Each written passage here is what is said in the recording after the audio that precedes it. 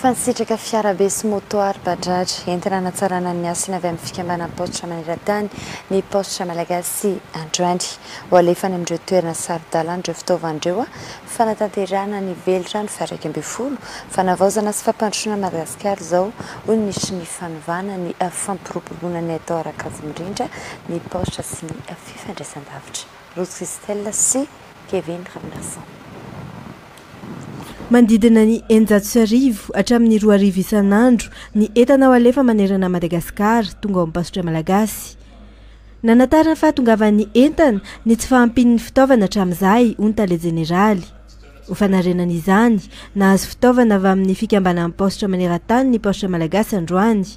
Tafiditra ao anatin'ny tetikasa FAQS, Fonds pour l'amélioration de la qualité de service, na tahiry amin'ny fanatsarana ny kalitao sy ny tolotra.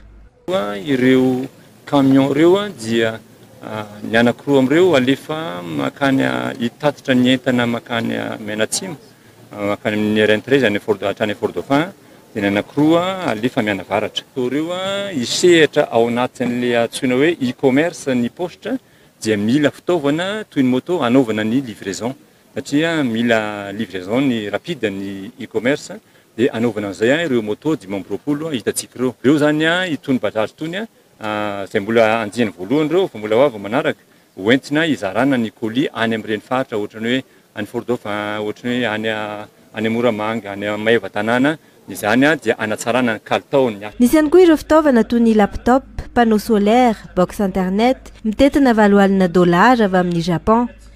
Izao rehetra izao dia fanatanterahana ny velirano faha 1 fanavaozana sy fampandrosoana Madagasikara hoy ny ministra fanovana fampiroboroboana ny haitao arakazy mirindra ny paositra sy ny fifandraisan-davitra Taina Razafindramalo.